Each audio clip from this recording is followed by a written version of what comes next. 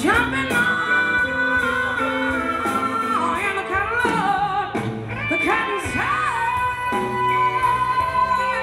Siamo qua a Città della Pieve con il batterista di Big Brother and the Holding Company, Dave Getz. How are you doing this evening, Dave? Fine, thank you. Grazie. Are you enjoying your stay in Italy so far? Italy is awesome. It's fantastic. Is this your first time here? No. I've been here a few times, but my first time here was in 1959, hitchhiking through Europe. Yeah. So it's some of the like Florence. I hadn't been back in Florence since 1959. So that's a long time, you know. Oh, wow, really? Who came up with the name Big Brother and the Holding Company, and what exactly does it mean? Okay, it was actually came up before I became part of the band. It was called Big Brother and Holding Company, and they just really made it up off a list. They had a list of different names that they were thinking of, and one of them was Big Brother, another one was the Holding Company, and I know they just put them together, and it worked, you know, so it just became the name. It doesn't mean anything. There's references, Big Brother, you know, you have the Big Brother idea of George Orwell, 1984, and Holding Company is a business like, you know, like Nestle's is a holding company, but it also means it used to have a reference to drugs, you know, that if you had drugs, you were holding. So it had a double meaning. Yeah, okay, you know. I get it. I wanted to touch on the fact that with the death of Amy Winehouse last week, there are so many artists that have died at the age of 27. Janis Joplin, Jimi Hendrix, Kurt Cobain. What do you think the phenomenon, what is the number 27? What does that have to do with it? That's what is the number? The number 27 is an interesting number because, of course, it's a multiple of 9. 7 and 2 equals 9. So it's just to a lot of people, all the multiples of 9 have some mystic significance. So you could go with that direction. Woo! You could go off on that direction. But I think also, from my own point of view, that when you're getting into your 20s, in your late 20s, it's a dangerous time, you know, it's a reckless time. And sometimes the people who are reckless in their lives with drugs or alcohol and things like that, that's a kind of a dangerous time. You might not, if you're too reckless, you might not make it into your 30s. You might not go to the next stage of life. Like, you know, the 20s is sort of the end of childhood. It's like where you stop becoming a child at the end of your 20s and you have to start taking on responsibility. So it's kind of, you know, it is kind of significant that a lot of people sort of do themselves in a sense. I'm not saying they commit suicide, but their lifestyle and the way they live, they do themselves in at a certain age. At that time, like 27 is you know. I wanted to ask you, I think we're about the same age, actually. I grew up. No, you'd be surprised. But 1940. Oh yeah. Okay. Well, I'm a little bit younger than you then. No, I wanted to ask you what the music scene was like in the 70s, and since you're a band that continued to tour because a lot of bands just broke up, what have been the significant changes from the 70s, the 60s, the 70s, up until now? Yeah, we didn't play after Big Brother had its first period with Janis, you know, and then after she left the band, we didn't play for about a year and a half, and then we got back together for about 2.5 years in the early 70s, and we toured with different personnel, different singers, and then we broke up for a long time, and we didn't get back together really as a band to really work together until 1987.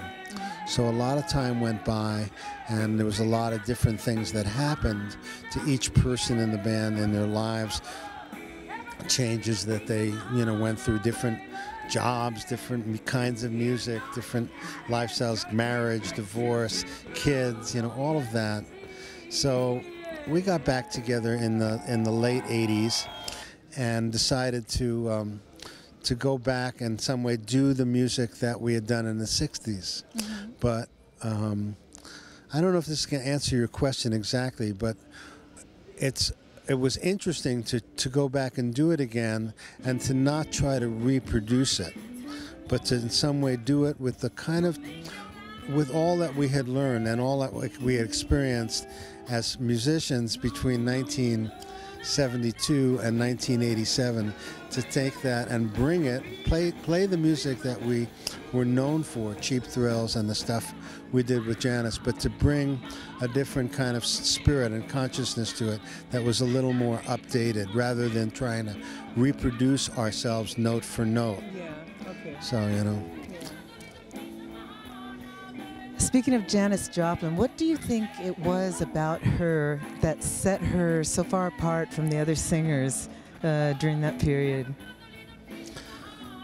She was, you know, very expressive. I was not saying other singers weren't expressive, but she had her own kind of really, really close to the surface kind of expressiveness that I don't think a lot of white singers at that time, white women singers, had gone for.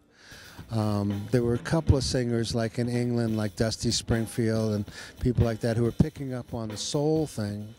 But Janis was really coming from a rougher kind of place, folk blues mainly, Odetta and Bessie Smith, and that kind of more like a raunchy kind of thing. And then when she heard certain people, like she heard Otis Redding, and she heard, you know, Mavis Staples and people like that, and really wanted to bring that into her style. So I think she had the two things that set her apart was her voice itself. The gift that she had was completely unique. She had a very, just in music terms we say, she had a great axe.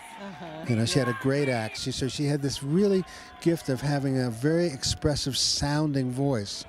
And then to that, she brought, you know, a whole other way of singing that a lot of white female rock singers hadn't really gone for. So,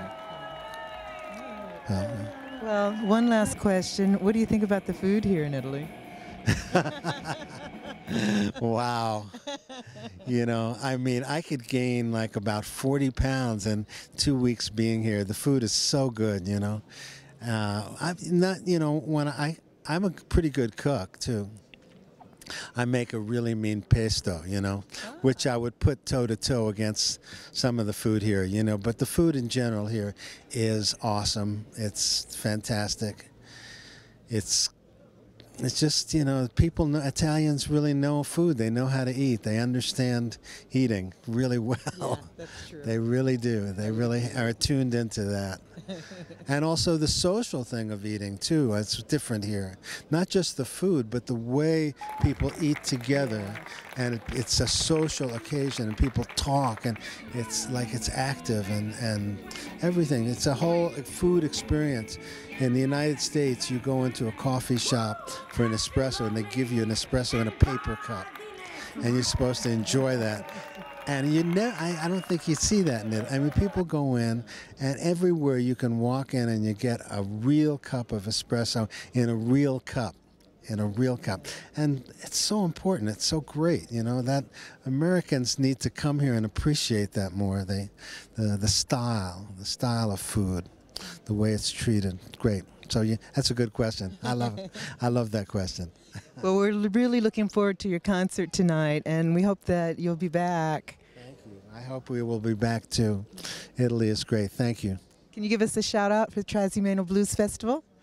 Hey, everybody, I hope you come here tonight and hear Big Brother and the Holding Company at the Trasimeno Blues Festival. Take another little